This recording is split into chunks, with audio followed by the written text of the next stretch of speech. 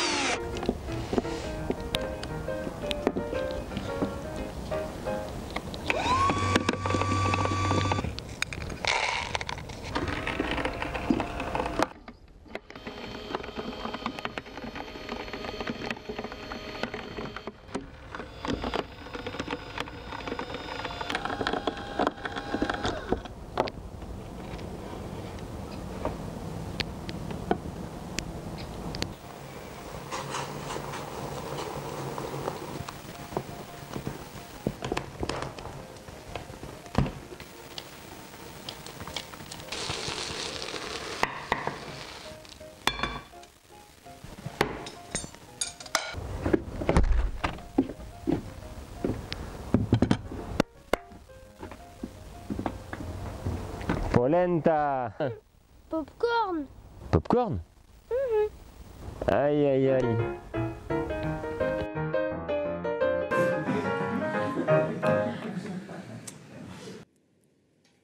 Ça paraît, il y a des gens qui vont tout comprendre dans la vidéo, il y a des gens qui vont juste survoler, comme quoi c'est un papa qui bricole. En fait, il y a le moulin à café de mes grands-parents, il y a le moteur d'essuie-glace en 12 volts de mes parents, il y a mon panneau solaire, et puis voilà, il y a mon fils qui me demande de bricoler avec ça. C'est de l'alimentation, c'est pour moi quelque chose qui est essentiel. Ce qui tourne, si ce n'est pas de l'énergie, ce n'est pas forcément important. Et on va voir que pour moi, j'ai un filtre de vision des choses. Tout n'est qu'énergie. Donc ça en fait partie. C'est naïf, c'est ridicule. Et en même temps, si on n'avait pas ça, on serait perdu. On aurait beau avoir des grosses voitures, ça ne changerait rien au fait qu'on ait faim. Donc voilà, il y a un mot que j'affectionne particulièrement, c'est ce mot résilience. Je vais le redéfinir. En plus, on est bien placé ici pour le savoir. Ça se dit plutôt pour des matériaux, on les trempe dans l'acide, on leur tape dessus, on les met à pression et des degrés. Et en final, on regarde, et s'ils n'ont pas trop bougé, on appelle ça c'est des matériaux résilients. Et bien évidemment, moi, ce que j'applique ça à ma façon de vivre, si quelqu'un veut plus... si je ne travaille pas, donc je ne peux pas être viré, c'est ça aussi, la résilience. Je ne dépends de personne pour être content de bricoler. Si les magasins ferment, ça ne me pose aucun souci. Il y a 250 kg de blé, de châtaigne dans ma cave. On va voir le temps les choses à rigoler passer. Pareil pour l'eau, j'ai une cuve à eau de pluie, je la filtre un petit peu pour la boire et m'en servir. Je les mets dans les WC, dans la douche. S'il n'y a plus d'eau, ça ne me pose pas de problème. En tout cas, dans un temps. Après, bien évidemment, si c'est sec, ça sera d'autres problèmes. Et je m'aperçois que finalement, tout... Moi, je suis résilient, c'est sûr. Et j'essaie d'être de plus en plus résilient. Et tout ce que je vois, c'est un filtre d'énergie. Voilà, donc, les gens disent... je vois bien que quand on veut se nourrir, il faut un tracteur. Et il faut des tracteurs pour récolter, conserver. Et même pour cuisiner, c'est que de l'énergie. Pour se loger, c'est pas l'énergie pour se loger, c'est pas juste le chauffage. C'est le béton, la dalle, les tuyaux, tout le carrelage. C'est que de l'énergie qu'on met pour transformer le sable ou du calcaire en ciment. C'est que de l'énergie. Moi, je le vois que comme ça. C'est un filtre. Il y a d'autres façons. On peut le voir esthétique, confortable. Mais moi, j'ai décidé d'avoir ce filtre énergie et de le partager avec vous aujourd'hui. Pour se déplacer, pareil. C'est pas juste, même un vélo, on pédale, on se dit, c'est que de la force musculaire. Pas du tout. Déjà, il faut faire tout un vélo en acier. Et c'est pas des gens qui ont pédalé pour faire de l'électricité, pour fabriquer un vélo. C'est vraiment de l'énergie pure. Et on le verra même quand on pédale, finalement... c'est que de l'énergie qui vient de la nourriture. Et cette nourriture, pour l'avoir en bouche, il a fallu absolument la cultiver et à grands coups de tracteur. Du coup, même la force motrice qu'on a, elle vient du pétrole et on n'a pas le choix parce qu'on cultive très très peu. Peut-être ici certains, et encore je ne suis pas certain, ont des jardins en autosuffisance avec des pommes de terre, mais c'est assez rare. Les gadgets, bien évidemment, c'est que de l'énergie, tout c'est de plastique. Et avoir un travail et donc des outils. On fabrique des outils avec beaucoup d'énergie. Donc pour moi, il y a une énergie faramineuse qu'on consomme et c'est ça que moi je veux voir et montrer parce qu'on va voir qu'il n'y a peut-être pas beaucoup d'énergie ou pas autant qu'on croit. Du coup, je trouve intéressant d'avoir cette vision-là. Tout n'est qu'énergie. Alors, je voulais qu'on voit c'est quoi les low-tech. Alors on le sait tous, je vais reprendre Jean Covici, j'aime bien, mais je vais faire assez court. On sait tous que les bateaux avant, ils étaient en bois, ils avaient des toiles en lin, et puis qu'ils avançaient avec le vent. Et on sait aujourd'hui tous que ce n'est pas le cas pour un bateau aujourd'hui. Mais je n'avais pas fait la relation, avant d'avoir entendu Jean Covici, qu'avant c'était tout renouvelable, le bois poussait tout seul, le lin poussait tout seul, enfin, il fallait le tisser, mais c'était tout était offert, toute la matière était offerte et renouvelable, et le vent pour le pousser aussi, alors que les bateaux aujourd'hui, c'est que de l'acier avec des gros moteurs et du pétrole. Donc les tracteurs, c'est pareil, le chauffage, c'est pareil, et la construction, alors le tracteur avant, oui, c'est ça, on avait un cheval qui mangeait de l'herbe, qui pouvait se reproduire, et quand il se blessait, il se réparait. Et bien aujourd'hui, un tracteur, puis en plus, on pouvait le manger à la fin, alors qu'un tracteur, on ne pourra rien faire avec. Le chauffage, pareil, tout était renouvelable. Et la construction, pareil, on prenait de la terre. Moi, j'habite dans une maison qui a 250 ans, en pisé, donc c'est de la terre qu'ils ont tassée, et elle a 250 ans. Dans le même village où je suis, à Voiron, là, il y a déjà des immeubles qui ont 50 ans, et ils les détruisent déjà, ils sont obsolètes. Alors que ma maison, elle est dans son jus, elle est bien, et il n'y a personne qui aurait envie de dire on va mettre autre chose à la place. Donc c'était vraiment renouvelable, même construire, alors qu'aujourd'hui, ce n'est plus du tout le cas. Alors, les low-tech, il faut qu'on définisse un peu les low-tech, parce que là, il y a la moitié de la salle, ça ne va pas se partager comme ça, mais qui va dire là, c'est low-tech et pas low-tech. Technologie ou douce. Alors, douce technologie, moi, j'aime pas ça. Je considère que c'est technologique ou pas technologique. Mais technologie douce, c'est pas évident. Alors, par exemple, on va commencer par quelque chose de simple, faire du pain. Tout le monde dit faire du pain, c'est simple, c'est peut-être pas technologique, alors qu'en fait, c'est de la haute technologie. Alors, on va passer toute la culture de côté. On va se dire, allez, à un moment, on a du grain pour faire du pain, du grain de blé. Et là, allez-y, faites du pain. Il faut le moudre. Il faut y aller pour le moudre. Hein. Il faut tailler du granit ou d'autres matériaux qui sont solides, les faire tourner avec une force qu'on a ou qu'on n'a pas. Mais c'est toute une technologie. Si vous demandez de faire ça pour demain, vous serez bien embêté. Et on le fait parce que ça permet d'écraser ce qu'on n'a pas envie de faire avec les dents, parce qu'on est fainéant. On le fait faire par une pierre, et si c'est possible un animal ou de l'eau qui fait faire tourner la roue, ça va bien nous arranger. Pour ce même pain, ce n'est pas le tout d'avoir de la farine, il va falloir le tamiser, parce qu'il y a la moitié des choses qu'on appelle le son, qui n'est pas très digeste, et même qui est assez abrasif pour le système digestif. Du coup, il faut un tamis. Donc c'est encore si je vous demandais de faire un tamis demain comme ça, à moins d'aller chercher du nylon que vous êtes incapable de faire, c'est très compliqué de faire un tamis. Et c'est pas fini. Il faut le faire. On met du levain pour faire ce qu'on appelle une lyse enzymatique. Donc c'est pas le tout de l'avoir mastiqué avec une machine. Il va falloir le faire prédigérer par des bactéries. Il faut cultiver les bactéries. Il faut le mettre un certain temps. Et encore une fois, c'est pas fini. Après, on va le cuire pour faire une lyse thermique. Voilà. Et c'est pour ça que quand vous mangez une baguette, ça va directement dans le sang et vous êtes bien content d'avoir ni mastiqué, ni prédigéré et ni cassé ces grosses molécules de protéines de gluten par la cuisson. Donc rien que pour moi, faire du pain, c'est un truc de haute technologie. C'est facile à faire pour nous aujourd'hui, mais ça reste de la haute technologie. Je fais mon pain, je fais mon levain, je fais ma farine et je suis fier d'aller déjà aussi loin dans la technologie. Le fromage, c'est pareil, avec des bactéries, l'alcool, pareil. Cuire de la terre, est-ce que cuire de la terre, c'est de la low-tech? Ça, je pense que c'est vraiment de la low-tech, parce qu'on prend de l'argile, c'est comme les imprimantes 3D. Vous faites une brique, et avec cette brique, vous pouvez faire un four, et dans ce four, vous pouvez cuire vos poteries. Donc, il s'auto-construit. Mais travailler le bois, c'est déjà plus... Pour moi, on n'est pas vraiment dans la low-tech, parce que aller couper un bout de bois ou le scier, mais il faut déjà du métal. Et alors là, on extrait du métal. Pour moi, on n'est plus dans la low-tech, parce qu'il faut toute une industrie derrière pour fabriquer du métal. J'ai assisté à des formations pour faire du métal, du fer. Il faut couper du bois, il faut faire du charbon. Après, avec le charbon, il faut faire cuire pendant des heures avec une espèce de minerai qu'on a récupéré. À la fin, ça fait une espèce de loupe qu'il faut tasser pour pas que ça s'éclate, pour essayer de rapprocher le fer les uns des autres. Et après, il faut un forgeron qui va consommer encore du charbon de bois, si ce n'est pas du charbon minéral. C'est très, très compliqué. Du coup, pareil pour les fibres végétales. Faire un métier à tisser, c'est pas facile. Le cuir, bon, on adhère ou pas, mais en tout cas, on est bien content d'avoir trouvé des choses de remplacement, mais qui sont tech, très tech. Pour moi, extraire du métal, déjà, on est dans la limite. Mais pourquoi pas? Si vous dites, non, c'est de la low-tech d'extraire du métal, pourquoi pas? Fondre du verre, je pense que c'est encore plus. Alors, distiller le pétrole, là, on n'en parle pas. Déjà que ça vient d'extrêmement loin. Et il faut quand même toutes les grosses usines. Et utiliser de l'argent, on paraît c'est simple, mais c'est très technologique d'utiliser de l'argent. On ne pourrait pas le créer comme ça. On pourrait créer des monnaies d'échange. Mais l'argent tel qu'il est aujourd'hui est joué avec. Donc, quand on joue avec des matériaux de nos poubelles, effectivement, ils sont là, donc ça ne coûte rien.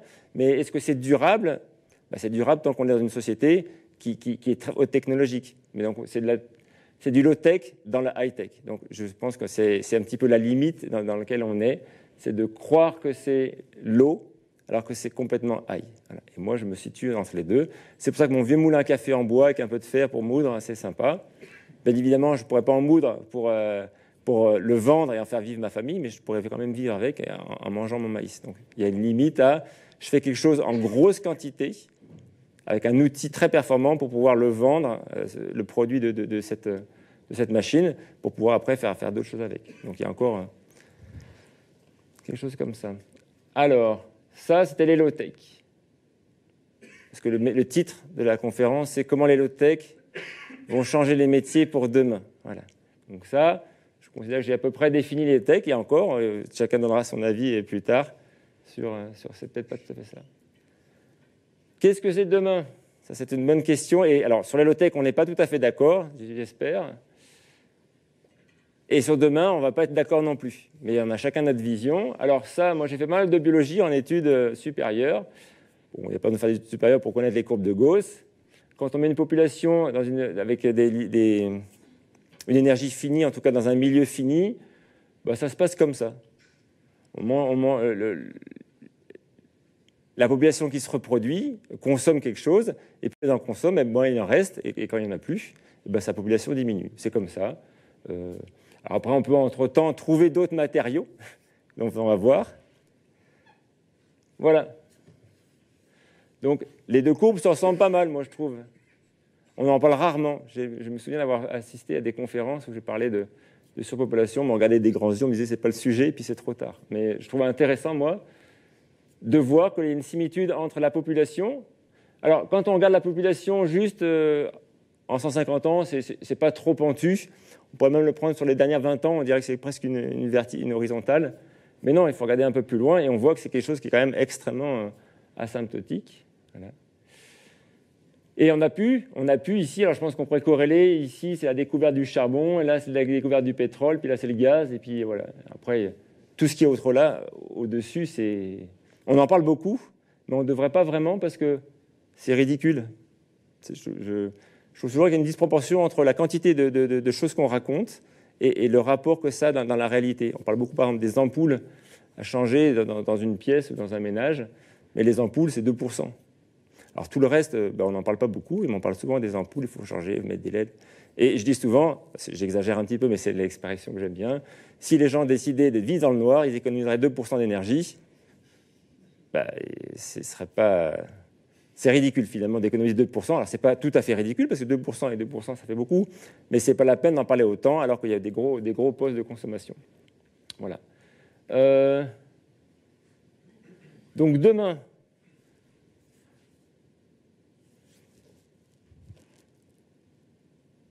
voilà. Alors ça c'est Arthur Keller qui est venu ici, j'ai appris, qui est très bien, que j'aime beaucoup. Du coup, on revient un petit peu. Alors, il faut corréler les. Voilà, donc ça, la courbe de population, sur demain, on ne sait pas trop. Est-ce qu'on va devenir à beaucoup plus, 10, 15, 20 milliards, ou on va stabiliser à 12, à 10, ou on va décroître? Ça, on ne sait pas. C'est des incertitudes de demain.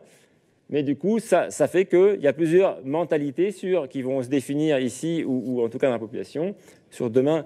Est-ce que ça va croître indéfiniment, et l'énergie qu'on va trouver, et la population qui va avec, ou alors on va juste réussir, je ne vais pas refaire la conférence d'Arthur Keller qui était très bien, ou les soutenabilistes qui vont dire qu'on va arriver à un moment à être pile poil à consommer juste autant que ce que la nature nous offre, ou alors on est déjà dans un scénario où on est décroissant et on se dit en fait on consomme trop, il y a des populations d'animaux qui se dégradent, on a mis du plastique de partout, et on se dit à un moment ça va décroître. Du coup, et le dernier point, c'est les effondristes, ou ceux qui croient en tout cas à un effondrement, et qui disent qu'il faut qu'on rétropédale. Voilà. Alors, si vous voulez parler de low-tech et vous êtes un illimitiste, pourquoi pas? Mais du coup, on n'aura pas la même discussion. Donc moi, je voulais, avant de parler, dire où je me situe. Donc je suis un gros décroissant et plutôt pas mal effondriste. Je pense que ça va se casser la figure, parce que l'énergie, elle n'est pas infinie. Et du coup, chaque fois que je fais quelque chose dans un bricolage, je ne me dis pas, je prends moins de pétrole ou je prends moins d'électricité. Ça ne m'intéresse pas d'en prendre moins. Je me vois déjà, ou je trouve intéressant, d'imaginer qu'on pourrait faire 100 ou avec extrêmement peu. Pas juste diviser par 2 ou par 3, c'est pas intéressant. Un facteur 10, oui, ça serait sympa. Du coup, faire du maïs sans électricité, moudre du maïs sans électricité, je trouve ça intéressant. Voilà.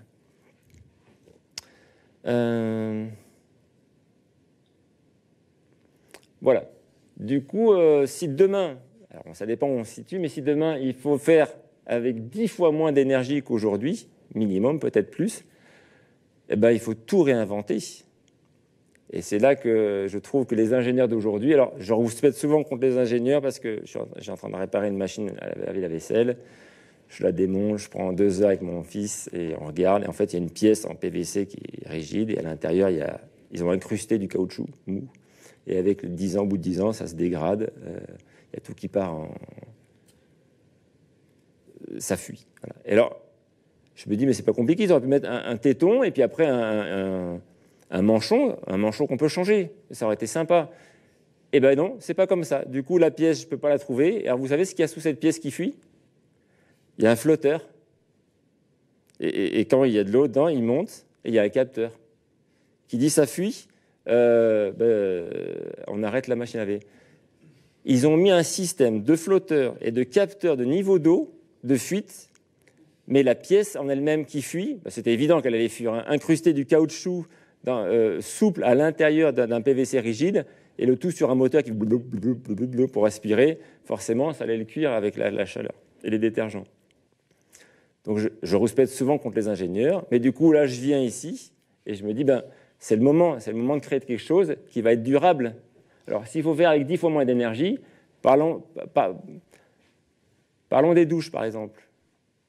Moi, j'ai fait des essais, je peux me laver avec 3 litres d'eau. On prend un petit bol, on prend un petit gobelet, hop, et on se mouille à l'africaine, c'est pas péjoratif du tout, et on peut se doucher avec 3 litres. Avec 6 litres aussi, j'ai mis un petit capteur d'eau, et j'ai regardé combien je consommais d'eau, 6 litres. Et du coup, je vois que pour avoir de l'eau chaude, il me faut déjà 3 litres, le temps que l'eau chaude arrive. Et je me dis, mais en fait, j'ai gaspillé la moitié de ce qui m'intéressait, juste parce que j'ai mis un chauffe-eau loin. Voilà. Du coup, on a de la technologie et on consomme. Pour petite information, j'ai un chauffe-eau électrique en France, on est nucléaire. Le nucléaire, la nuit, il n'y a pas grand monde qui s'en utilise. Donc, il y a un système qui est sympa. On prend un gros cumulus et la nuit, on l'envoie en heure creuse, où il y a moins de monde. Donc, ce système-là de consommer la nuit, quand on a beaucoup d'énergie, c'est intelligent. Mais moi qui regarde mes consommations, parce que on a fabriqué avec un copain un compteur individuel où on voit vraiment les watts cumulés de l'ensemble de la maison ou avec des pinces ampémétriques de chaque objet. Je me dis, mais là, on n'était pas là, on a vachement consommé, comment ça se fait? Alors je regarde et je vois que c'est le poste chauffe-eau qui a vachement consommé. Je dis, on va faire un essai, on laisse brancher, mais on coupe l'eau, la sortie d'eau. On le fait comme si, donc je dis à la famille, à tout le monde, dans les 24 prochaines heures, on ne va pas consommer d'eau chaude. Ça ne sera pas possible, le robinet est fermé. Et je regarde la consommation et je vois qu'il consomme 1800 watts-heure, 1,8 kWh d'énergie pour se maintenir en température. Il chauffe, il se refroidit, il se réchauffe, il se refroidit. Mais j'ai rien consommé et lui consomme 1800 Wh. Alors, il y a plein de gens qui vont dire, mais c'est ridicule, 1800 Wh, c'est 30 centimes. C'est vrai. Mais si vous deviez pédaler pour faire ça, il faut pédaler 19 heures. Voilà. Alors, dans un monde où l'énergie coule à flot, c'est ridicule de faire un chauffe-eau qui serait mieux isolé. Et s'il fallait mettre 40 € d'isolant, ça ne serait peut-être pas remboursé, vu le prix de l'énergie. Mais je trouvais quand même intéressant, soit d'avoir un ballon plus petit ou de l'isoler un peu mieux. En tout cas, quand j'ai su ça, j'ai couru dans mon atelier, cherché de la laine de verre, même si ce n'est pas terrible, et des microfilms, et j'ai fait une espèce de grosse chipolata avec mon ballon. Alors, c'est très, très moche. Mais j'ai gagné 1 kWh. Voilà. Donc, je perds plus que 0,8 kWh tous les jours comme ça. Et je me dis, mais c'est pas mal. Alors, il y a plein de gens qui essayent, qui me disent, ouais, j'aimerais bien installer des panneaux solaires pour être autonome. Je dis, bah oui, bah déjà, avec un panneau solaire, si tu isoles ton chauffe-eau, pour ceux qui ont des chauffe-eau, bien évidemment, bah, il y a plein de choses à faire avant d'installer des panneaux, parce qu'il faudrait que tu en installes 2. Le panneau solaire, ça coûte 100 € pièce, il en faut 2. Après, il faut le support à mettre sur le toit, monter sur le toit, pas faire d'accident. Après, il faut des onduleurs sur le réseau. Tout ça, pourquoi ? Pour économiser des pertes qu'on avait dans la maison. Et elles sont tout le temps là, et il n'y a personne qui en parle. Voilà. Les WC, pareil.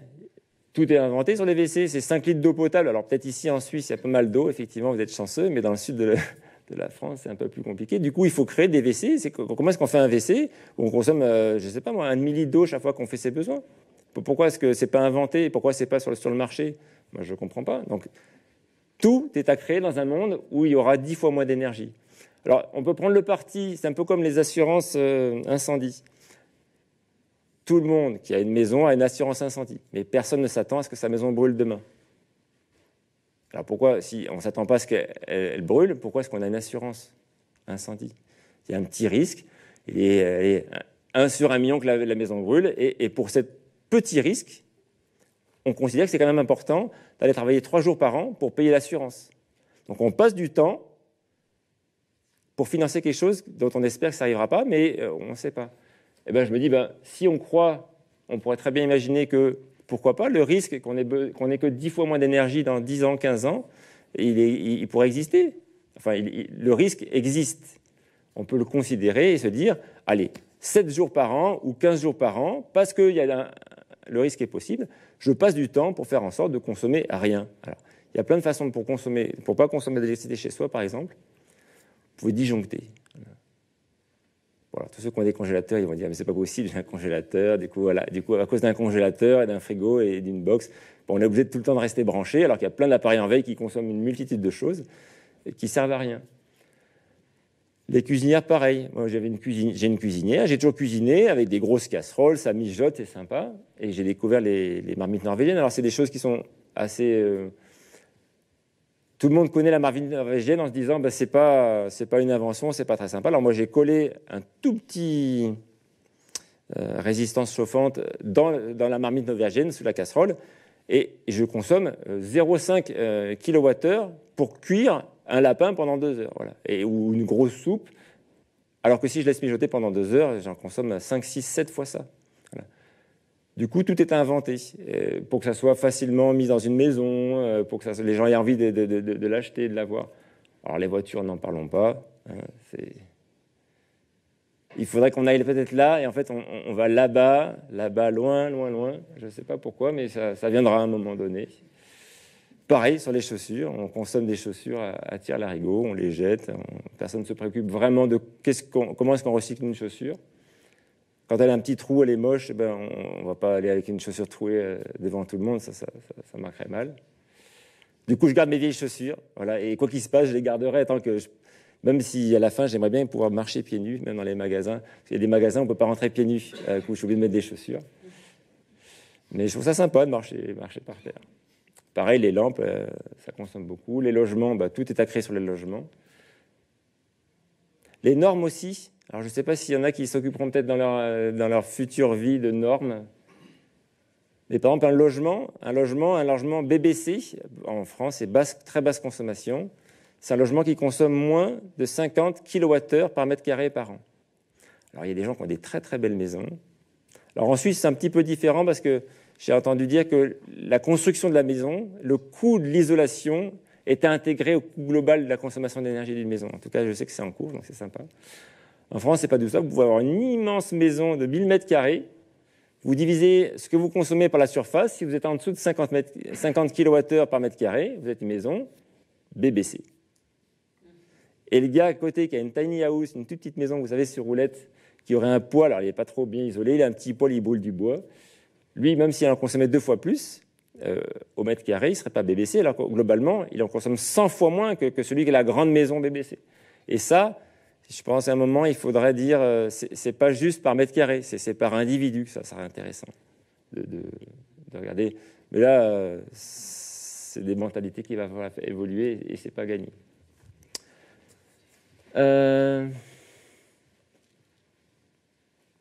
L'autonomie énergétique.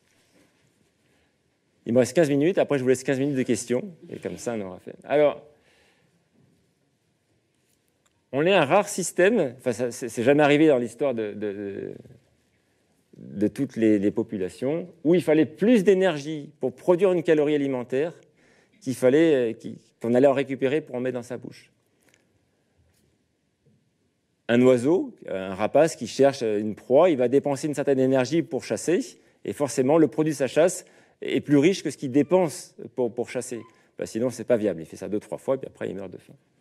Donc, tous les systèmes pour se nourrir consomment normalement moins d'énergie pour produire la nourriture que ce qu'ils en récupèrent pour se nourrir, parce que du coup, ça permet de faire autre chose un peu de temps, et pas faire que son temps à chasser ou à cultiver ou à préparer la nourriture. Et aujourd'hui, en tout cas en France, alors c'est celui qui a créé Cocopelli qui m'a mis ça dans la tête. Alors je ne sais pas si les chiffres sont exacts, mais je pense que c'est de l'ordre d'idée. Il faut 15 calories pétrole pour fabriquer une calorie alimentaire. Alors je ne sais pas si vous vous rendez compte, mais c'est assez désolant, sachant que quand vous achetez une boîte de quoi que ce soit, à aucun moment donné, vous avez une idée de combien consommer d'énergie pour le fabriquer. Et ça, pareil, il faudra peut-être un moment que les gens se posent la question ou le disent. Ça serait bien que ça soit écrit sur des boîtes. Pareil pour cultiver, récolter, voilà. L'autonomie en eau, pareil. Les gens, à aucun moment donné, on a dit, alors je ne sais pas, peut-être en Suisse ça change, mais en France, il n'y a pas de limite. Vous consommez 100 mètres cubes, 200 mètres cubes, 500 mètres cubes. Les prix ne sont même pas progressifs. Et je trouve dommage que ça ne soit pas... À un moment donné, on pourrait dire, on a tant par personne et on pourrait consommer un peu moins. Alors sur la mobilité, alors ça c'est sympa, j'ai fait pas mal de vélos, de remorques à vélo, de vélos solaires. On m'a même prêté un vélo à 3 roues où on peut mettre 2 dessus avec un toit solaire, un panneau solaire, c'est sympa. Et il y a une constante, que quand on déplace un véhicule, on consomme toujours 1 Wh pour déplacer 10 kg sur 1 km. Montée, descente, enfin si on fait l'aller-retour, on arrive comme ça. Et quand on regarde une Zoé, une petite voiture électrique, on est à la même chose. Et quand on voit une grosse voiture électrique, alors elle est plus performante sur certains niveaux, mais comme elle va plus vite, il y a plus de frottement d'air. Et du coup, on arrive toujours à ce rapport. C'est 1 watt pour 10 kg par 1 km. Alors quand on est sur un vélo électrique, le 60 kg plus le vélo, enfin avant, le vélo 20 kg, 80. En tout, du coup, on consomme 8 Wh par kilomètre. Chaque fois quelqu'un prend un vélo électrique, il consomme 8 Wh d'électricité pour faire 100 km. Une Tesla qui fait 2 tonnes, on consomme 200 Wh pour faire un même kilomètre. Alors, déjà, il y a une gap énorme, mais surtout, ce qui est très, très important, c'est que quand on est à vélo, quand on a fait 20 bornes, on est fatigué, puis on considère qu'on a fait déjà une bonne distance, on peut s'arrêter. Alors qu'avec une voiture beaucoup plus confortable, on pourrait considérer qu'aller travailler à 100 km, c'est pas compliqué. Il y en a pour une petite heure sur l'autoroute, hop, une aller-retour. Du coup, on va faire 400 km ou 200 km par jour. Alors déjà qu'on consommait 20 fois plus, si en plus on multiplie par 10 la quantité de kilomètres qu'on fait, on se met à consommer 200 fois... Enfin, il faut que je fasse le calcul de tête. Si on consomme 20 fois plus et qu'on fait 10 fois plus de kilomètres, ça fait bien 200 fois plus. Voilà. Donc il y a un rapport. Il y a quelqu'un qui fait un vélo, qui fait des efforts et qui en consomme 1, et l'autre, il en fait 200. Et à aucun moment donné, on va dire, toi, bravo, tu as une médaille. En tout cas, en France, c'est même le contraire, parce que pour se garer en vélo dans un supermarché, c'est mort. Vous ne risquez pas de vous mettre un vélo sur une place de parking de voiture. Vous venez tout seul, vous n'avez consommé pas beaucoup. Vous mettez sur une place de parking de voiture, mais vous mettez votre vélo parce qu'il n'y a rien qui est fait pour votre vélo. Vous te faites insulter. Là, vous venez avec une énorme voiture qui a consommé 300 fois ça. Vous pouvez vous garer tout devant. Il y a des grandes places là, de 6 mètres par 6 mètres. Donc pareil, il faudra un moment que les gens ils se disent on pourrait consommer moins. Mais tant qu'il y a de l'énergie qui coule à flot, bien évidemment, c'est rigolo d'en cramer. Voilà. Alors, et le 5e, j'avais fait une vidéo avec un vélo spécial et j'avais considéré qu'il y avait, c'était pas le 3e, mais c'était un clin d'œil à 3e, c'était le 5e. Il fallait qu'il soit moins lourd, bien évidemment, qu'il aille moins vite, parce que comme ça on faisait moins de kilomètres, c'était bien. Il fallait qu'il soit moins cher à l'achat, parce que plus on achète de gadgets, même si c'est des fois de la sécurité, mais ça reste des gadgets, ça coûte cher. Et pour les fabriquer, il a fallu beaucoup d'énergie. Il fallait qu'il soit moins confortable, c'était très important. Plus c'est confortable, vous vous rendez même pas compte que vous faites du 130, 140, alors que en 2 chevaux, enfin c'est une époque, mais à 90, c'était la folie. Hein. Il y a tout qui vibrait, vous avez l'impression d'avoir perdu. Alors c'est moins vite, moins lourd, du coup on ira moins loin, moins cher et moins confortable. Voilà. Et bien vous regardez, toutes les voitures qui sortent, elles sont plus lourdes, plus confortables, pour aller plus loin, elles sont toujours plus chères, elles vont plus vite, enfin voilà, c'est exactement le contraire. Du coup, sur les véhicules, tout est à créer en tant qu'ingénieur et futur ingénieur qui vont participer. Je pense que dans une grosse boîte qui fait des grosses voitures, s'il y a quelqu'un qui sort un petit vélo à roulettes qui marche bien ou un petit véhicule à 2, ça pourrait être sympa. Voilà. Je sais qu'en France, le marché est complètement bridé. Il y a des petits véhicules sans permis qui ont des petits moteurs Kubota qui consomment absolument rien. Vous faites un plein de 4 litres, vous faites 200 km avec. Alors ça vous prend 4 heures pour faire 200 km parce qu'elles sont limitées à 50 km/h. Mais ça consomme rien. Alors par contre, c'est bridé à 50. Ils ont dit, vous n'avez pas le droit de rouler à plus de 50. C'est dommage, ça ne consommait pas beaucoup. Et en plus, on peut mettre que 2 places, parce que sinon, ça pourrait concurrencer la voiture. Ce n'est pas ce qui est dit officiellement, mais c'est le cas. C'est des voitures qui sont toujours 2 places. Donc si vous êtes 3, c'est foutu. Donc il y a quand même des choses à créer, à pousser. Voilà. Et je rêve d'autres choses aussi, c'est électriquement. J'aimerais bien qu'à un moment, une ville entière dise, allez, on fait un jeu, ceux qui veulent jouer, et on leur offre l'électricité. Par contre, c'est 1 kWh par jour et par personne. Ça sera des initiatives géniales. Du coup, on essaierait, comment est-ce qu'on peut faire pour chauffer un petit peu d'eau? Bon, pas tous en même temps, on ne parle pas de des douches tous les jours.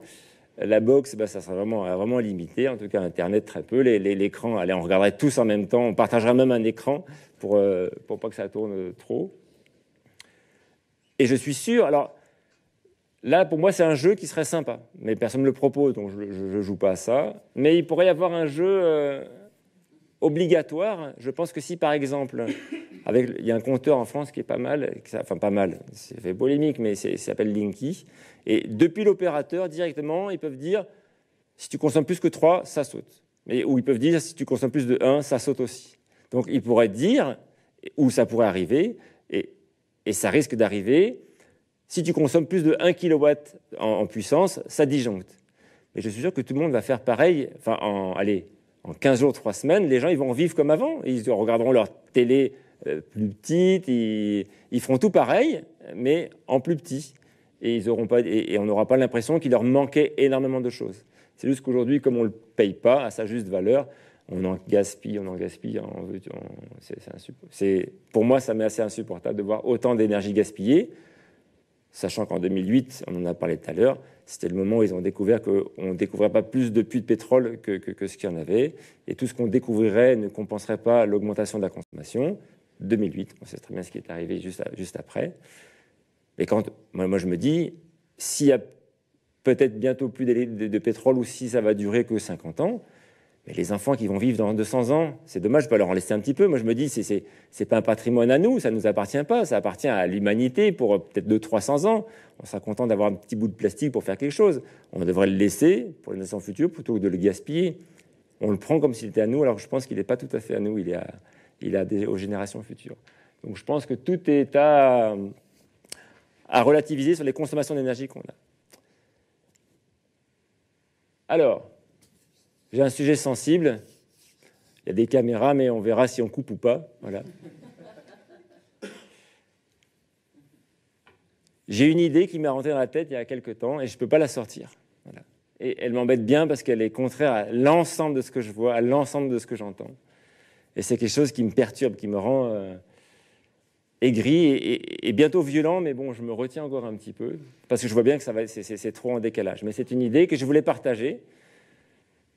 Si ça ne vous plaît pas, ça me va bien. Ça voudrait dire que je suis seul fou et ça me va bien parce que si on a tous cette idée-là, ça va être un peu compliqué. Mais je considère qu'elle est sympa à partager. Alors, je me suis renseigné, en gros, 500 grammes de pain en France, en Suisse, ça coûte 3 francs. Voilà. Alors j'ai la question, est-ce qu'il y a autre chose que de l'énergie dans 3 francs de pain? Voilà. J'ai simplifié, 1 franc pour la farine, enfin pour les constituants du pain, farine, levain, eau, sel, 1 franc pour le matériel, bâtiment, chauffage, cuisson, et 1 franc pour les salariés, les salaires et bénéfices. J'aurais pu faire d'autres catégories, ce n'était pas très important. Est-ce que quand on paye 1 franc de farine pour faire du pain, est-ce qu'il y a autre chose que de l'énergie? Est-ce que quelqu'un a une idée en me disant, bah oui, c'est pas que de l'énergie, c'est autre chose? C'est le moment de vous exprimer. C'est une question. Pas sûr? Pardon? Des humains qui font la farine. Tout à fait. Pour faire la farine, il faut un tracteur. Et je ne vois pas bien ce que c'est autre chose que de l'énergie, un tracteur. Ni pour l'acier, les pneus électroniques, le verre et le gasoil. Pour le labo, le semis. Alors, il y a le meunier, c'est vrai. Mais le meunier, il fait quoi? C'est une grande question que moi j'ai. Le meunier, il fait quoi? On lui donne une partie de l'argent de la farine, il fait quoi avec? Il se déplace en voiture? Ah mince, c'est encore de l'énergie. Alors, qu'est-ce qu'il fait d'autre? Il se chauffe. Il a acheté une maison. Et il a fabriqué une maison. Mais comment on fait une maison? Est-ce qu'on peut faire une maison avec autre chose que de l'énergie? Moi, je n'arrive pas à trouver qu'est-ce qu'il pourrait faire d'autre avec son argent que d'acheter de l'énergie. Alors, il y a une petite pirouette intellectuelle. On peut dire, en fait, il a acheté des pommes de terre à quelqu'un qui travaillait en bio. Très bien. Et il travaille même avec un cheval. Donc, je dis très bien. Comme ça, il n'a pas dépensé de pétrole. Il a donné de l'argent pour acheter des pommes de terre, pour se nourrir à un agriculteur qui avait un cheval renouvelable pour faire des pommes de terre. Mais pour moi, je ne vois pas la différence. Parce qu'il fait quoi avec son argent, le paysan, avec son cheval? C'est une bonne question. Il fait quoi avec son argent? Est-ce qu'il a une assurance? C'est quoi son assurance? C'est bien des gens dans des bureaux qui chauffent et qui viennent en voiture. Du coup, j'ai beau tourner dans ma tête, je ne trouve pas dans 1 euro de farine, est-ce qu'il y a autre chose d'énergie? Est-ce qu'il y a autre chose que de l'énergie qu'on a achetée? Il faut bien payer le vendeur de farine, l'ensachage et le transport de la farine. Donc, et aussi près que je détaille, je ne vois pas d'autre chose que de l'énergie. Alors c'est un filtre que je vous ai dit au début, que c'est un fil d'énergie, mais j'ai du mal à comprendre qu'est-ce qu'on pourrait dépenser d'autre que de l'énergie. Alors ça me pose question, parce que du coup, en fait, c'est mon argent, l'argent que je gagne, l'argent que j'ai, c'est lui qui me permet de cramer de l'énergie, de polluer. Enfin, polluer. Alors, la relation entre cramer de l'énergie et polluer, elle est un peu rapide, désolé. Mais a priori, quand on consomme de l'énergie, on a du mal à grader un système. Alors, on a tendance à le dégrader. Alors, si on la grade à un certain endroit, on amène du fumier, on amène du terreau, des petites plantes. Il faut voir d'où il vient ce fumier. Est-ce qu'on a pris dans une parcelle d'à côté? Oui, parce qu'on ne fait pas du fumier avec de l'herbe d'ici. Ou en tout cas très très peu et très très lentement. Donc quand on agrade un système avec de l'argent, c'est qu'on l'a pris, on a dépensé beaucoup d'énergie, si c'est du pétrole, c'est cramé, et si on l'a pris d'ailleurs, on a dégradé un autre milieu pour aggrader un autre milieu. Du coup, ça me pose question. Voilà, donc c'est quelque chose qui est angoissant pour moi de me dire, tout l'argent que j'ai, je ne vais pas pouvoir faire autre chose que de dépenser de l'énergie et de dégrader mon environnement. Et ça me perturbe un petit peu. J'ai envie de dire, heureusement que je ne travaille pas, comme ça je n'ai pas de problème de salaire, mais je finis par gagner un peu d'argent, et ça m'embête. Voilà. Et ça me pose aussi d'autres questions, c'est quand je dois acheter quelque chose qui est éthiquement sympa, qui est très cher, avec quelque chose qui est dégoûtant, éthiquement, les gens sont mal payés, mais je ne le paye pas cher, et ça me pose une question qui est ambivalente pour moi, parce que si je le paye cher, la personne à qui je vais le payer cher, c'est éthique, mais il va faire quoi avec son argent? C'est pour se payer des vacances à Honolulu tranquillement, et il n'ira pas en bateau, il ira en avion avec du kérosène. Du coup, je suis coincé. C'est une situation qui est assez compliquée pour moi. Du coup, j'essaie d'essayer de le résoudre. Alors, j'ai vu que vous étiez bien placé en Suisse. Je n'avais pas regardé, mais j'ai fait le feuillard hier. Bon, en France, on est vraiment des gros consommateurs. Consommateurs, c'est l'argent qu'on dépense, qu'on a. Et d'ailleurs, là où il n'y a pas d'énergie, il n'y a pas beaucoup de PIB. Parce qu'ils ne peuvent pas transformer de la matière pour valoriser et pour le revendre à quelqu'un d'autre. Alors, soit ils ont de la matière, du pétrole, ils vendent directement l'énergie. Soit ils en ont, ils peuvent transformer de la matière et à vendre. Et à ce sujet-là, on transforme une énergie, on transforme de la matière avec une énergie, ça nous permet de la vendre plus cher, et avec cet argent en plus, et c'est là que le rapport est direct, on peut s'acheter plus d'énergie pour en refaire et pour vivre. Du coup, c'est compliqué pour moi. Et du coup, la semaine prochaine, je m'en vais au Sénégal Parce que je pense qu'il y a pas mal d'Africains qui pensent que c'est génial. J'ai fait 2 ans d'Afrique aussi, par ailleurs. Et le rêve européen est quand même assez tenace là-bas. Et moi, je me dis que finalement, notre futur sans pétrole a consommé 10 fois moins. Il est à la portée de notre main, il est à portée de longue vue. Il est juste de l'autre côté de la Méditerranée, dans certains pays. Donc, je vais aller spécialement en brousse, où il n'y a pas d'électricité et pas de pétrole. Je vais bien voir comment ils se débrouillent. Et je ramènerai ça ici pour les jours à venir où peut-être il y aura un peu moins d'énergie. Voilà.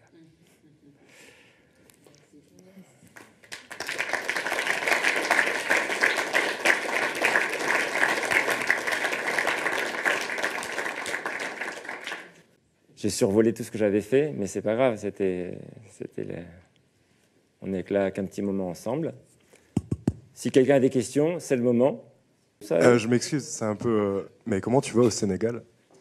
Alors, je l'ai dit, je parle. Alors là, j'ai parlé, je vous ai mis dans le groupe, mais je fais des vidéos et je ne parle que de moi. Je montre ce que je fais et je montre que je suis heureux de le faire. Voilà. À aucun moment donné, dans ce que j'ai dit, je ne m'exclus de la problématique. J'ai plein d'argent, ce qui ne me permet de pas travailler. Et cet argent-là, c'est une culpabilité que j'ai qui est violente. Et je fais ce que je veux, comme tout le monde avec. Voilà. Donc j'irai avec du kérosène, bien évidemment, consciemment. J'irai avec ma fille aussi, consciemment. Alors je pourrais y aller tout seul. Mais il y a plusieurs étapes dans l'action. Enfin, avant l'action, il y a une réflexion. Voilà. Et quand la réflexion est insupportable et elle nécessite une action, il y aura l'action. Voilà. Alors sur beaucoup de choses, la réflexion a été insupportable, donc je suis devenu à l'action. Mais sur d'autres choses, je suis juste à la réflexion. Voilà. Il faut que je sache d'où provient la nourriture que je mange. C'est insupportable pour moi de ne pas savoir d'où vient mon blé, d'où vient la viande. Je ne peux plus. Du coup, il y a des paysans en bas de chez moi, je regarde les jumelles, alors j'ai une jolie vue, je peux voir un peu loin. Et je vois bien qu'il y a un fermier qui est là-bas en face avec des vaches, et puis ils ont des chèvres. Je suis allé chez eux et j'ai dit je veux vous aider, c'est gratuit, mais je veux savoir comment vous fonctionnez. Alors les gens étaient hyper contents. Alors comme c'est tellement sympa de bricoler avec la matière et la nature que du coup je les aide. Je suis content d'aller là-bas, je le fais gratuitement. Et bien évidemment, à chaque fois qu'ils ont un surplus, soit de fumier, soit de paille, soit de viande, soit de fromage, tiens Barnabé, il m'en donne. Et du coup, j'ai pas besoin de travailler par ailleurs pour gagner ça. Donc là, ça marche plus en troc. Alors c'est pas un troc qu'on peut étendre à tout le monde, mais pour moi, ça fonctionne bien avec eux. Voilà. Pareil, j'ai toujours rêvé d'avoir des noyers. Sauf que des noyers, il faut 20 ans pour les planter. Et ça c'est compliqué. Du coup, je suis allé voir le paysan qui avait 350 noyers. Il a 85 ans. Et quand je lui ai dit, on allait aider des maraîchers à 50 km, ça fait un peu loin, là, on ira vous voir, vous. On ne vous connaît pas. On est nous 4, ma femme et mes 2 enfants. On vient vous aider. On vous donne 4 demi-journées par an. C'est cadeau. C'est parce qu'on sait, moi je le sais, que les agriculteurs sont mal considérés. Surtout en France, c'est insupportable. Ils se suicident à cause de ça. J'ai dit, nous, on va vous aider. C'est cadeau. Si vous avez besoin de quelque chose, vous pouvez venir un peu à l'avance, on va vous aider. Du coup, on ramasse les noix avec lui, partout où c'est trop pentu pour pas qu'il puisse mettre une machine. Et quand on a fini de ramasser, alors maintenant on est une trentaine à venir l'aider à ramasser, il est tout content. Il n'en revient pas, il ne comprend pas pourquoi les gens viennent ramasser des noix. Bon, on fait la fête après, on est content, on repart avec 5 sacs de noix. Et quand les noix sont finies d'être ramassées, je lui dis, Gilbert, on a fini? Il me dit oui. Du coup, tout ce qui reste là, qui est tombé après qu'on soit passé, c'est pour moi. Il n'y a personne d'autre. Je dis, non, on ne ramassera plus, tu peux tout prendre, ça me fait plaisir. Chaque année, je ramasse 150 kilos de noix fraîches qui sont tombées après la récolte. Donc, entre aider un paysan et dans mon coin me dire, j'aimerais acheter personnellement, à grand coup d'argent, une parcelle pour y planter des arbres qui, dans 20 ans seulement, vont produire, c'est une entreprise qui est financièrement colossale et en temps aussi, alors que aider un papy à ramasser des noix et en récupérer bien plus que ce que j'en aurais avec 3 arbres, ça me fait super plaisir. Voilà, donc, c'était une petite aparté. Je ferai plus court les réponses après. Alors, je ne sais pas si j'ai le droit de faire juste une remarque qui participe à la réflexion, parce que moi, ça fait 5-6 ans que je regarde vos vidéos. Et bon, je vous remercie beaucoup d'être là. Et par rapport à cette incapacité de l'être humain à s'auto-limiter, j'ai commencé à plancher sur la question, parce que c'est mon métier, je suis dans la neurologie. Donc, le développement du cerveau, il se fait par des étapes qui commencent par le cerveau reptilien, qui est justement un cerveau qui est très peu à regarder en avant, anticiper les choses, et juste dans le confort et le plaisir instantané. Et malheureusement, la société elle participe beaucoup à ça. Et contrairement à vous qui allez justement de l'avant, qui avez dû réfléchir, trouver des solutions qui sont justement plus du néocortex, donc la partie la plus évoluée de notre cerveau, eh bien c'est ça qui fait qu'à la fin, on se rend compte qu'il va falloir faire quelque chose. Alors que justement, collectivement, on est un petit peu, excusez-moi, retardé ou en train de régresser, de ne pas voir le futur. Donc ça, c'est un phénomène naturel, mais la réflexion qui est la conséquence de cela, c'est que soit on doit s'éduquer tous, s'aider tous, puis progresser tous, soit alors effectivement on va vers l'effondrisme, ça nous tombe sur la figure, puis voilà, on apprendra à ce moment-là, quoi. Donc moi je stresse plus par rapport à ça. Tout à fait. Alors là-dessus, oui, alors je le raconte jamais, mais je me rends compte, j'ai lu pas mal de livres sur les gens d'avant, à l'âge de pierre et tout ça. Et effectivement, si on ne pouvait pas se goinfrer, tous ceux qui n'ont pas pensé à se goinfrer à un moment donné, ou qui n'ont pas eu du plaisir à se goinfrer, je pensais même plus comme ça que c'est raconté, eh ben, ils sont morts de faim dans l'hiver. Ils se sont dit non, mais ça ira, je ne vais pas me remplir l'estomac, en plus ça ne m'amène aucun plaisir, après j'ai envie de vomir. Non, et eux, à un moment, il n'y avait plus de nourriture, c'était l'hiver, et ils sont morts, c'est certain. Du coup, il y a les gens qui ont eu la chance de trouver du plaisir, c'est complètement décorrélé normalement, mais là, il y a une corrélation entre un plaisir, de la dopamine, et s'en mettre plein la panse. Et ben, ces gens-là, ils ont survécu. Du coup, ils ont pu se reproduire, transmettre ce gène de coïncidence qui était complètement improbable d'avoir du plaisir à se goinfrer. Voilà. Et on l'a gardé, c'est les reptiliens. Et pareil pour se reproduire, et j'aime bien dire aussi pareil pour la violence. Le gars qui a tué l'autre, mais il a pas fait, enfin, c'était génétiquement, il a pas vraiment fait, il avait un gène de violence. Ben lui, il a gagné, et il a pu se reproduire, l'autre. Il allait, mais il était trop jeune et il n'a pas pu se reproduire. Donc je pense qu'on est issu de gens un peu violents, un peu goinfres. Et aussi, un autre truc dans les reptiliens, c'est les fainéants. Le gars qui a dit « Non, mais attends, je vais faire une immense statue, ça va être génial », alors que tous les autres, ils engrangeaient de la nourriture pour l'hiver. Et après, il a dit « Regardez comme c'est beau ». Il n'y a plus personne déjà. Et puis après, il y a l'hiver qui arrive, il n'a rien prévu, il est mort. Donc celui qui voulait dépenser de l'énergie inutilement, ben, il s'est cramé. Voilà, ça ne s'est pas transmis comme gène. Du coup, oui, on est fainéant, goinfre et assez violent. Ça, c'est notre cerveau reptilien. Et du coup, je m'en rends compte. Ah oui, c'est ça que je voulais dire. Et on vit dans un monde qui marche là-dessus et qui fait une propagande. Et j'arrêterai là-dessus. J'entends bien qu'il y a une propagande pour avoir des grosses montres, des grosses voitures, des grosses piscines, des grosses maisons et aller loin en vacances. C'est une propagande qui est continuelle. Vous ouvrez un magazine, c'est ça. Si c'est scientifique, c'est encore plus des grosses montres, des grosses voitures. Je suis abonné à Séville, je déchire les pages pour mon fils sur les publicités, mais du coup, il reste plus que 2 pages. Et du coup, je suis parti là-dedans. Maintenant, je suis un influenceur. Il y a un niveau. En dessous de 50 000, tu n'es pas influenceur. Après 50 000 abonnés, tu es influenceur. Donc, tout ce que tu dis influence une partie de la totalité. Donc, voilà. Donc, c'est sympa pour moi. Et du coup, j'ai décidé de partir en propagande. Alors, je critique jamais personne, parce que si je critiquais les gens, ils me diraient, ça partirait dans une polémique, ouais, tu dis ça, mais t'en sais rien, tout ça. Alors, je parle jamais je critique jamais. Je montre juste que je peux mouler un peu de café, je partage des moulins avec des gens qui veulent faire de la farine, puis on fait notre pain ensemble, et c'est sympa. Et les gens qui achètent leur pain, qui payent leur facture d'électricité, ils se disent, merde, lui, il arrive. Et du coup, je pense que j'imagine qu'eux se sentent ridicules, et c'est ce que j'essaie de faire me paraître, juste en montrant que moi, je suis souriant, et donc c'est le personnage qui est content de ce qu'il fait en espérant être un exemple. C'est un petit peu ça l'idée, effectivement.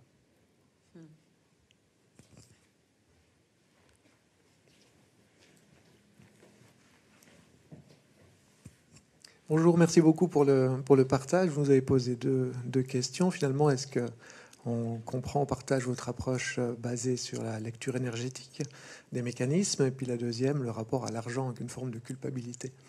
Alors juste là-dessus, moi je partage l'avis que tout est énergie. On distingue même l'énergie cinétique et la potentielle. Et je pense que dans ce que vous décrivez dans les mécanismes d'utilisation de l'énergie, on est dans la cinétique, et l'argent pourrait être dans cette image-là, être l'énergie potentielle, plein potentiel. Ce qui permet tout de suite après de commencer à relativiser l'argent, puis à pas y voir forcément une notion de culpabilité, parce que cette énergie potentielle, si elle est utilisée en sachant que derrière on consomme du renouvelable ou pas, et si on pose le principe que l'énergie potentielle est utilisée pour fabriquer des mécanismes qui vont utiliser le renouvelable, la low-tech, Si l'énergie potentielle est mise au service d'un système qui nous permet transitoirement d'utiliser ensuite du renouvelable et de fonctionner sur du renouvelable, alors là, l'énergie, elle est bien investie parce qu'elle ne consomme pas quelque chose qui est perdu à jamais. Elle va consommer temporairement pour nous permettre de produire sur le long terme quelque chose d'équilibré. Alors c'est peut-être ça, la petite pirouette dans le modèle de vision avec l'énergie potentielle mise au service des outils qui permettent d'augmenter l'utilisation du renouvelable plutôt que le non renouvelable. Je trouve qu'il y a un biais dans cette réflexion. Alors, elle n'est pas à vous, parce que j'ai cette même réflexion. Donc, je vais me parler à moi-même et vous serez là, public, de ma réflexion. L'enfer est pavé de bonnes intentions. Avec plein d'argent, on va faire du renouvelable.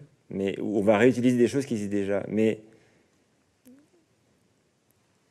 celui qui fait... C'est un exemple qui m'a toujours choqué, qui m'a choqué à une époque.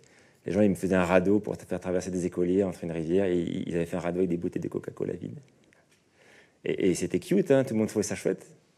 Et je me suis dit, mais comment est-ce qu'on peut déculpabiliser des gens d'avoir utilisé des bouteilles à usage unique, à tel point de dire, ben merci d'avoir, je vais être grossier, salopé l'environnement avec des plastiques, pour nous permettre de faire traverser des enfants d'un point à un autre. Alors qu'en fait, on a oublié le fond, c'est qu'on aurait pu, avec tout cet argent-là, payer une maîtresse pour que l'enfant puisse se pouvoir traverser ou autre chose. Mais du coup, c'est là que je vois, on a toujours une réflexion de rajouter un petit peu de technique. Et dans cette technique, il y a souvent un petit peu des difficultés. Et ces difficultés, elles engendrent d'autres problématiques qui sont un peu plus coûteuses et en énergie et finalement, qui, moi, de mon point de vue, ne me rendent absolument pas résilient. Bien au contraire, chaque fois que j'essaie avec de l'argent de trouver une solution, ben ça me rend moins résilient, ça me rend dépendant d'une forme d'énergie. Quand j'achète des panneaux solaires pour lire la nuit, et je me dis je suis autonome en électricité, je suis génial, non, tu peux lire la nuit, tu peux lire la journée et dormir la nuit. Il y a tellement de choses simples qui se résolveront sans argent, par la simple réflexion, mais tant qu'on aura ce cerveau reptilien là, qui est en disant je vais simplifier la vie, je m'occupe de tout. Voilà, je vous fais de la farine, j'ai une super technique avec un truc comme ça. Mais du coup, vous êtes tous dépendants de moi. Je crois que c'est le biais toujours avec de l'argent de croire qu'on va améliorer quelque chose, alors que finalement, on pourrait s'en passer et du service qu'on avait prévu de faire et peut-être aussi de l'argent. Voilà. Mais j'entends bien, j'ai cette même réflexion, bien sûr.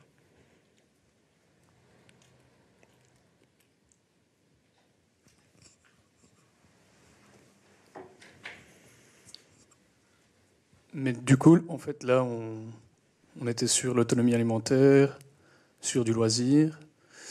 Mais où je me dis que les énergies renouvelables ont quelque chose à apporter, c'est, je sais pas, les domaines comme la médecine ou autres, où c'est difficile de se passer des avancées, en fait. C'est-à-dire que... Comment dire ça ? Oui, si on a un cancer, à l'heure actuelle, le soigner juste avec les plantes, ça marche que moyennement, disons.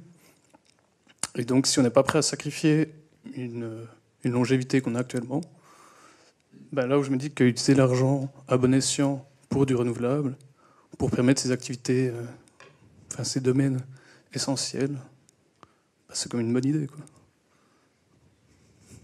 C'est une très bonne idée que je ne partage pas du tout. Alors, la Suisse a vraiment une chance de permettre une fin de vie sympa. Voilà. Parce que la France, on va bientôt rentrer peut-être en débat pour en parler, si on a le droit ou pas de finir sa vie de manière honorable. Voilà. Donc, je te tutoie, oui. Il y a, parce que des gens ont des cancers et veulent être soignés, et il y en a qui ont des cancers très jeunes. Voilà. On ne parle pas des cancers de tout ici, à cause de vous savez quoi, ni de tous les appareils génitaux à cause des téléphones qu'on met ici. Du coup, le fond, on n'en parle pas trop.